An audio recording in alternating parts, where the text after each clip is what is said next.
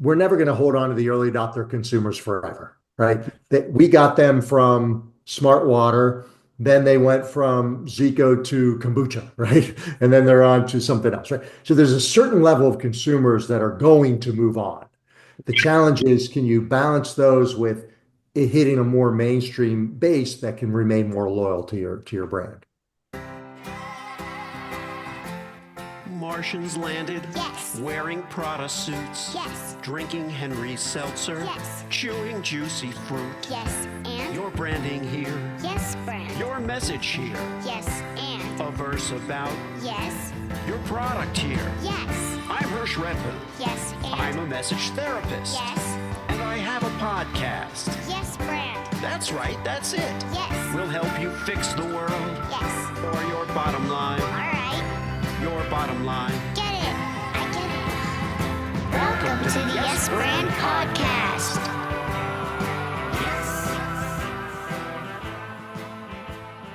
I don't know if you, listener, have ever wondered what it might be like to develop a pivotal brand that really creates or ignites a category in an industry and then sell it to Coca Cola, and then decide that you're going to buy it back from Coca Cola and take it to another level. Well, if you have wondered what that would be like, you're in luck, because my guest today is Mark Rampolla.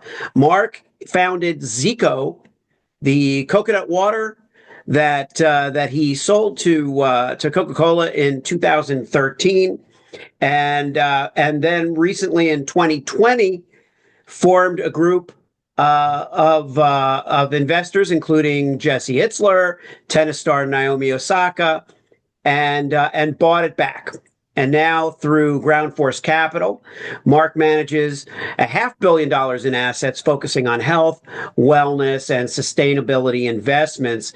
His journey reflects a deep commitment to innovation and positive change in the consumer goods industry, and we're going to talk about all of that and more today. Welcome, Mark, to Yes Brand. Thank you, Hirsch. Great to be here. Appreciate the invite. It's wonderful to have you. I wanted to start with the repurchase of ZICO, because I think we're going to get some background on what is now, an $8 billion category, in large part thanks to what you accomplished with that brand. So let's start with why return to that product. Sure. Part of it was, there was certainly a personal side to it, and there was a business side to it. On the personal front, it had been 7 years since I sold ZICO. And during that time, I had sort of made peace with the fact that, hey, this son of mine, I've got two daughters. I always thought about ZICO as this sort of high potential son. Got off to the, Harvard of the beverage industry at Coca Cola, and I was done. I'd moved on with my life. But after 7 years, I was sort of at a place where I was at least open to it. And so when I learned that Coca Cola was selling off or shutting down upwards of 200 brands globally post-COVID, by this time I had started what was first PowerPlant and then became GroundForce Capital. And we were looking at all sorts of opportunities. And we had a thesis that said, wait a second, these big companies during these difficult times, they focus on their core. They're going to neglect these sort of emerging brands, health and wellness opportunities. We're going to see opportunity. So we were anticipating seeing that. We, in fact, did see it. And so those aligned. Sort of I was a place in my life where I was ready to do and open to do this personally, but we also saw an opportunity. And it's, every once in a while you get a chance to see an opportunity bigger and broader than Coca-Cola does, and we decided to jump at that chance. Yeah, and now obviously at the time, one might think that the world is going to kind of calm down after COVID. Things are going to kind of level off. But really, it's been a roller coaster before, during, and after. So how has ZICO fared during this time? Look, it's ultimately fared well, and I'll tell you a little bit about that. But you're absolutely right about roller coasters. If there's one thing I've learned in business and life, it is expect the unexpected. deal with, adversity. And yeah, man, we had our challenges for sure. First of all, we only bought the brand, not sort of an ongoing business. So we had to effectively start from scratch. When we bought it, freight from Asia was $2,000 a container. It went to 20,000 a container. And during a 6 month period of time, Coke did nothing, terrible to the brand, but they certainly didn't do us any favors. By the time we took the brand over, it had hit zero market share. And that means we have to get back on the shelf, sell retailers. So look, it's taken a lot more time and money than we expected, to be very frank, but still less than a typical beverage startup. And it's doing really well. So it's taken longer, but it kind of reminds me of ZICO in the early years. We hit in about year seven, we were on track. Well, probably year five, we were exactly on track for my projections. I had the curve going like this, a perfect up and to the right. Meanwhile, it was an exponential curve. It started slow and then went like this. It's happening again. It took us 2 or 3 years to get it moving. Now we're beginning to hit sort of launch speed, or let's say exit speed, and the growth is coming really, really fast now. Well, it's one thing to kind of decide you're going to create almost a category. You're going to do a slow burn, a slow rise because people are going to take time to. Now you're not igniting the category freshly. You're re-entering a category that's now more crowded. Yes. That's now more competitive. So what strategies did you employ to deal with that scenario? Yeah, great question. So I'll give you an example. Early on, what I learned in sort of before I even launched Zico, in studying all sorts of brands, not just beverage, not just consumer, tech as well. I realized the adage of inch wide, mile deep, right? You think about even when Facebook launched, they launched Harvard University, then Ivy League, then colleges, right? It was a sort of very disciplined. Amazon with books and sort of building from there. For us, there was a geographic focus. So for the first number of years, I used to joke with my team, New Jersey's international. We focused on New York. And it's not just New York State, not just New York City. We were, Brooklyn Heights to the Upper West Side, a very narrow band, right? And so that level of depth helped us introduce consumers. So a consumer would have it at a yoga studio, pick it up at a natural food store, see it at a weekend race. So we could do sort of a 360 marketing, pre-social media, and then layer on some digital marketing as well. Now it's a very different strategy. So now we are not doing a single geography, but we are doing retailer focus. So we've got it started with Trader Joe's, Whole Foods, then moving into Costco. So we're sort of focusing retailer by retailer. The category is large enough, the brand was large enough and known that we can build distribution. And generally, we caution brands against too much distribution too quickly. This is a scenario where we can go with distribution with less depth. Were you thinking about it all? Did you think about it as a brand that people knew and all they would need to do is see it again in a way that like it's kind of just seeing it again? Or did you feel like you had to reiterate this product, Yeah, reinvent this product? great question. So look, I'll own the fallacy in my own thinking, right? That we did a lot of work early on sort of the imagery of this brand and the Yeah. blue and the white and all this. And so before we acquired the brand from Coca Cola, we did a lot of research, and that research indicated that there was a high degree of latent awareness among consumers for the brand, and there was a high degree of purchase intent from consumers, and there was an even higher intention from retailers that basically said, "Look, we love Zico. We don't think Coke did a great job with it, but we want the brand back on shelf." The challenge is, and I think within a couple of years before we acquired it, I think Coke had spent, I'm forgetting the number right now, $30-40 million on marketing. So yeah, that's enough. There was some awareness there. But so yes, I thought we were just going to get on shelf and it was going to sell. The challenge we had is, like I mentioned, the brand went to zero market share. So all of a sudden a retailer says, well, wait a second, the category is growing by 20%. that shelf space now has been filled. Either other coconut Yeah. water competitors or somebody else grabs it. So they're saying, well, do we really need this anymore? So we had to convince them. And then by the time we got around the consumers, the reality is everything has a short shelf life, especially nowadays, right?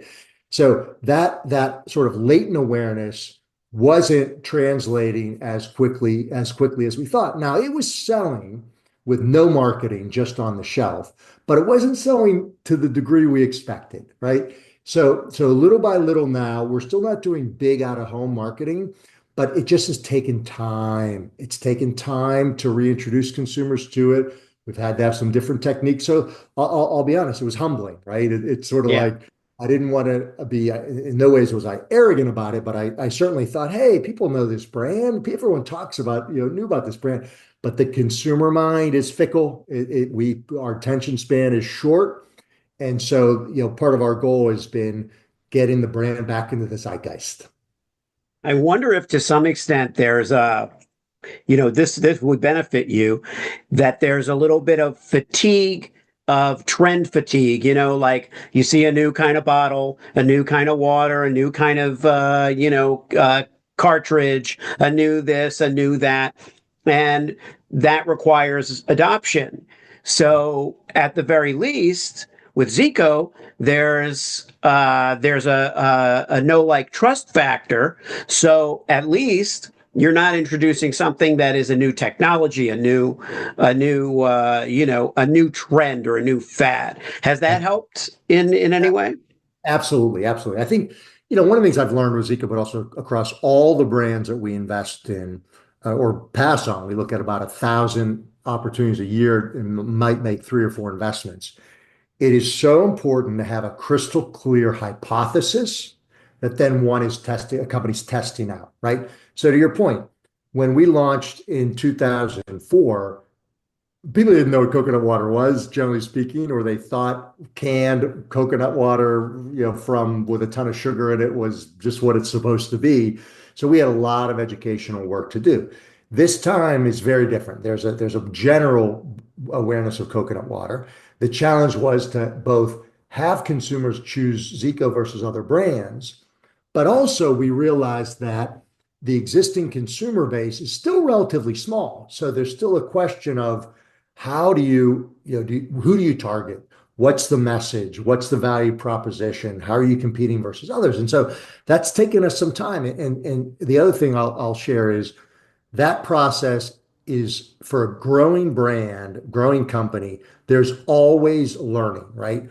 Because one of the things I realized early on was we're never going to hold on to the early adopter consumers forever, right? That we got them from smart water, then they went from Zico to kombucha, right? And then they're on to something else, right? So there's a certain level of consumers that are going to move on.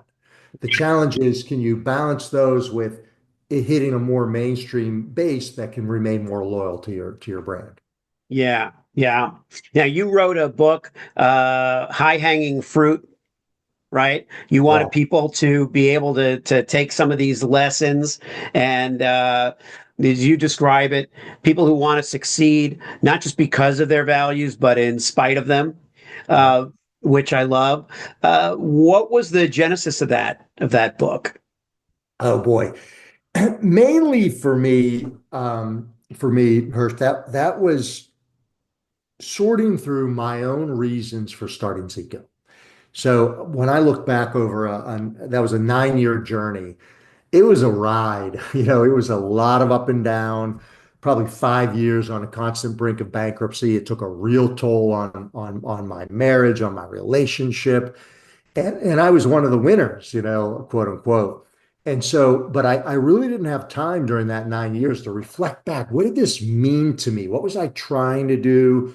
What did I learn along the way? What can I share, with others? And so that was predominantly for me a learning exercise. I sort of learn about myself and what motivates me through writing and through talking to people like this conversation. And so, if it became valuable and helpful to others, that was great. But it was predominantly trying to make sense of an intense decade of my life. In some ways, putting a quote unquote stamp on that, that then, my daughters and other people could say, okay, this is what this person was trying to do with this journey. And so, I predominantly wrote it, frankly, for myself. It was, curious and open to having to be helpful for others. And I'll tell you, one of the thrills of my life is when we made an investment some years ago in a company, and the founders, yeah, I never assume anybody knows who I am or has read any of my stuff. And so something came up, and the founder said, Mark, we know who you are. Your book has been our Bible for the last 5 years. Oh, well, That was humbling. that's very gratifying. Keeping it on a personal note, you're writing another book now that's being influenced, I think, in real time by, the LA fires. Unfortunately, you were among the many people to lose their homes, right? People listening.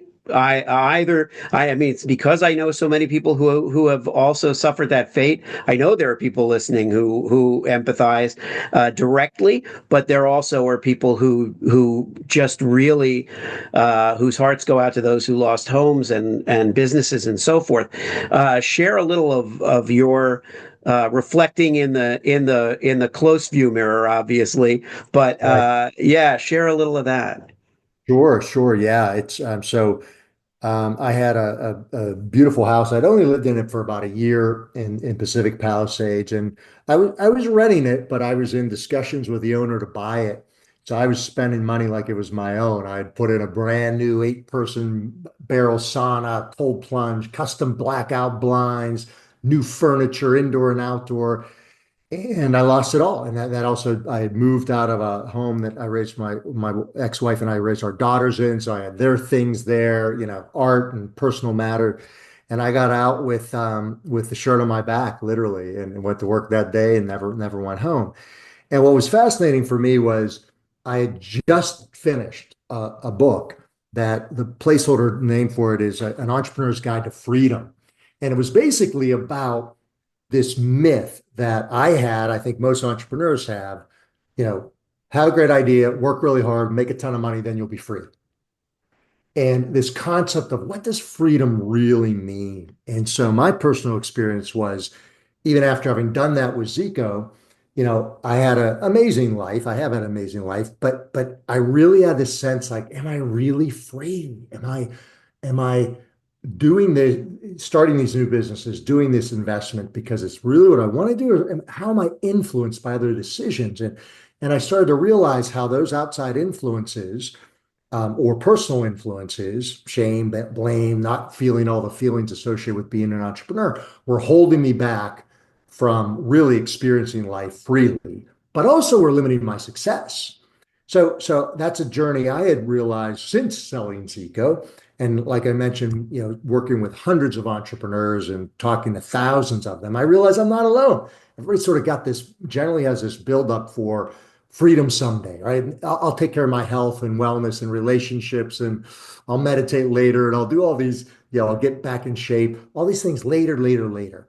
And so I had gone through a lot of work in my life to say, you know what? I'm going to live my life now, right here, right now. Do I want to be on this call? I had a moment this morning, Hirsch, when I checked in with my assistant, saw this call booked, and we do something called an energy audit. Is this an energy up or an energy down? And if I didn't have the energy for it, like a positive, upbeat sense of this morning, I would have canceled. We may have done that already a couple of times, right? That's the way I live my life. But when Yeah. I show up in full. So it was amazing as I was writing this book, finished it, handed it over to the publisher, the fires hit. So all of a sudden, I'm getting tested, right? Can I really show up? What does freedom mean when I've lost everything I've owned? And I'm moving from hotel to Airbnb and dealing with insurance and trying to and running a business, sitting on boards, dealing with entrepreneurs. So I didn't change a single word in the book. The only thing I wrote is an epilogue on kind of what that means. But it turned out the 7 steps I had written about have served me perfectly during this process. One of which I'll share is feel all the feelings. right? As entrepreneurs tend to bury and deny, and there's no place for emotions in business. That's bullshit. We have them, we're human, it happens. And so through this process, I've learned feel the feelings, what comes up, sadness, anger, disappointment, fear. I now know how to process those in a way that they don't hold me back. I can show up again and, be free to pursue my life. And I'm seeing it deliver results in business. Yeah, thank you for sharing that because I feel like and the thing about the energy too, because I feel like we just go through because this throws back to the notion of how much of a chaotic whirlwind, things have been. And we go through so many emotions in a day if we let ourselves feel it. If we don't let ourselves feel it and we try to intellectualize failure as an example, like you can say, "Oh, failing is never failing because I'm learning," but that's intellectualization of it. If you don't feel the failure because you think it's just another opportunity to learn, you're missing something. You're missing some kind of transformation that can happen.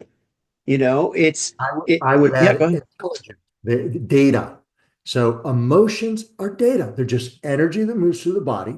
We can call them negative, but what I've come to believe and from everything I've read and experienced, there's two things that have been helpful for me. One is we have an emotional processing system, just like a digestive system.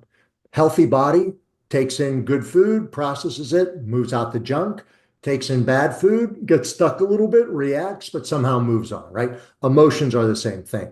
And the challenge is for a lot of people, you don't handle them properly, they come up somewhere. And I'll tell you what, I've been in board meetings, investor meetings, tough situations where I have seen emotions come up that I know are 1, 2, 5, 10 years earlier, blow up, right?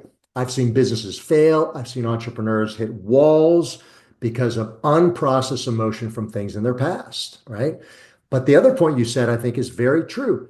It's data. It's data and just an experience, right? And so what I've learned now is fear might tell me something. Ooh, what do I want to pay attention here? What might be problematic? What could be a difficult situation? I don't just ignore it. I pay attention to it. Doesn't mean I follow everything that it indicates, but I'm at least aware. My team, in the investment firm has even learned. We'll have 100-page memo before we do an investment. 3 months of research, hundreds of thousands of dollars. At the last meeting or throughout the process in the investment committee, my partner will ask, are there any unfelts, any unsaids? We want everybody to share that emotional intelligence. And somebody might say, God, I've done all the work, all the analysis says it's right, but man, I just don't have a good feeling about this one, you know? Then we learn more. We'll actually do more diligence. We'll do more research, trusting that feeling to at least guide us a little bit. Yeah. Yeah, the one thing I wanted to touch on because we were talking about ZICO so much, but I also wanted to touch on the impact in the wellness space overall, sustainability space with Beyond Meat, right?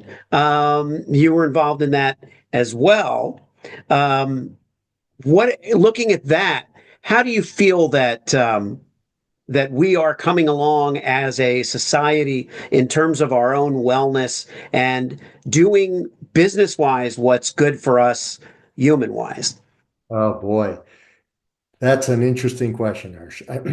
I'll give you a couple different answers. The first would be I have come to believe that the power of seeing and accepting reality the way the world is, not the way it should be. A lot of investing I did post Zico was I want this product to work. This product should work in the marketplace. Wouldn't it be great if people ate kale chips all the time? Oh, that would be amazing. I eat them. I think they're good. Wouldn't it be great if people ate, seaweed snacks, right? And so I did personally quite a bit of investing around that. And frankly, we did as a firm early on do some of that. And the reality is that the results were mixed at best. People are where they are. We're on this journey. And I became very comfortable with incrementality, right? There's only so much people can do and will do and are willing to do. So Beyond Meat was interesting because we're very early investors in that, and we sold right after it went public, so we did quite well on that one. But the reality is the journey continues, and the journey's been challenging. Ethan Brown, the founder, is still running that company. It's still a large, sizable company, but it hasn't met the expectations of the public market. And one of the fascinating things there is our thesis was always that was never going to compare to a grass-fed, free-range Kobe beef burger, right? In terms of taste or in terms of nutrition, frankly, or sort of cleanliness. The comparison there was a highly processed hamburger that a kid in middle America gets in their college campus, which has about 20% meat in it, right? Yeah. Yeah. That stuff is so artificial, so filled with fillers. And so that was the comparison set, right? So on a relative basis to that, I feel very comfortable that Beyond Meat was, is, and will always be healthier, right? And Yeah. certainly have a lower carbon footprint than that. And it tastes good, right? Kids are eating it. They liked it. It was working in that place. Now, they made a big name for themselves, created a lot of attention. Sometimes attention comes with a bullseye on the back. And frankly, there were a lot of people that didn't want that to work. A lot of very moneyed interests from some big corporations that I know, frankly, put PR dollars behind these messages about, oh, is that really healthy? Is it natural? My Yeah. my point is about consumer choice, right? I want to give consumers a choice, and we back companies that are a little bit better. They don't have to be perfect. They don't tick every box. They're not always, and I see this with brands sometimes too, when it's fair trade, organic, regenerative, in sustainable packaging. It's where do the chickens get their feed, and you get to a point where it just becomes ridiculous for $15 for a snack. We're comfortable with incrementality, so we look with brands that are just bringing out something a little bit healthier, and helping consumers make a reasonable trade on a per price basis, on an easy to use basis. And we find that works. And that, I believe, is a bankable way to not only make money as an investor, make money as a brand operator, but also to make change, Yeah. right? And what's fascinating is, you look today on like the amount of kids that are drinking a 32-ounce gulpy from 7-Eleven versus grabbing a Liquid Death because it's a cool brand, taking out ridiculous amounts of sugar, ridiculous amount of calories from their diet because this brand has made it cool, accessible, and easy to make that swap. Yeah. And it's one thing to exceed expectations when you're launching a new brand. It's another thing to meet expectations once you're successful. It becomes the table gets turned completely. Small business, small problems, big business, big. Yeah. Look, I see this all the time, and sometimes my job is very difficult where I have to be the one to tell an entrepreneur that's got, because typically we don't invest in anything that's under probably 20 million in revenue. And most entrepreneurs, get the 20 million in revenue, they feel like they've made it, right? And I'm the one that has to often say, look, the road from 20 to 100 is way harder than 0 to 20. Yes, you're in the 1%, 2% club, but you're not in the 0.1% club yet. Right? And it's the entrepreneurs that recognize that, right? Like what's music to my ears is when an entrepreneur says, hey, look, we did about 20 million last year. We grew from 10 the year before that, but man, we got a lot of problems.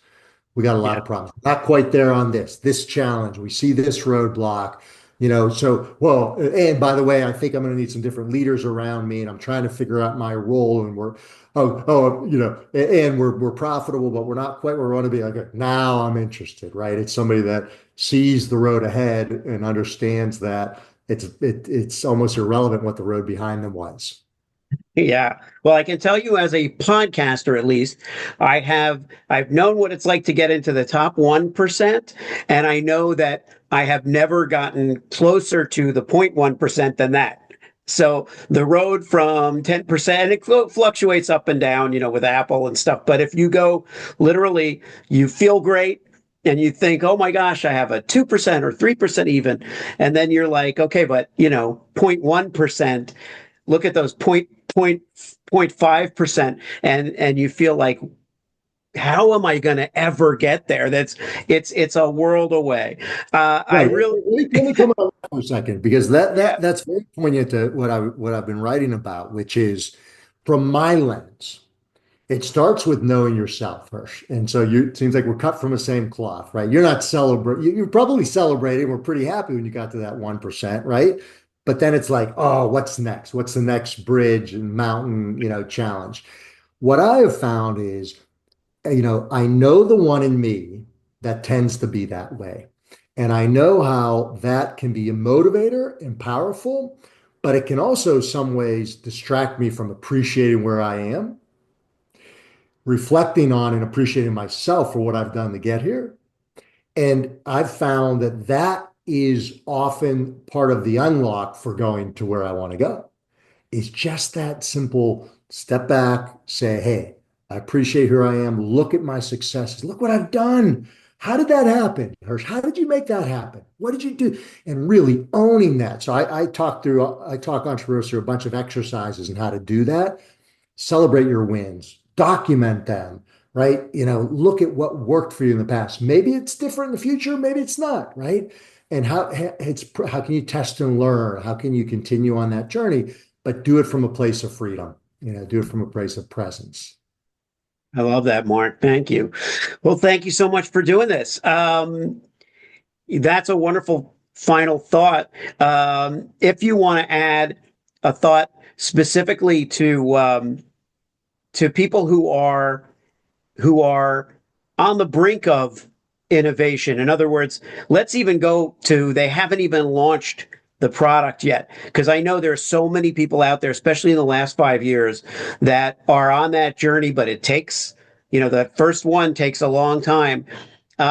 Is there a little tip you can leave us with? Yeah, I'd say this. I'd say this often to early stage entrepreneurs. If you're doing this for the money, you think you're going to get rich in a couple years, you're not. And what I would challenge you with is this: if believing that it's going to take 9 to 10 years, and even then you've got less than a 10% chance of being successful, and even then you're not going to necessarily make a ridiculous amount of money and never have to work again, do you still want to pursue this? And if the answer is questionable or no, challenge yourself if you should even bother. But if the answer is, you know what, I don't know what else to do with my life, I'm going to do this anyway, and I think I'm going to be an exception to the odds, but I can't imagine any other way of spending the next 10 years of my life anyway, then go for it. Go all in, do it freely, and you have a much better chance of success. But the reality is you're going to enjoy the journey anyway, right? So that's my advice. All right. If you liked the show, Yes, and it worked for you, yes, then subscribe and leave a yes, friend. 5-star review. Yes, friend. Tell all your friends. Yes, friend. Get your branding here. Yes, friend. Get your branding here. Yes, friend. Did I make it clear? Yes, friend. Get your branding on.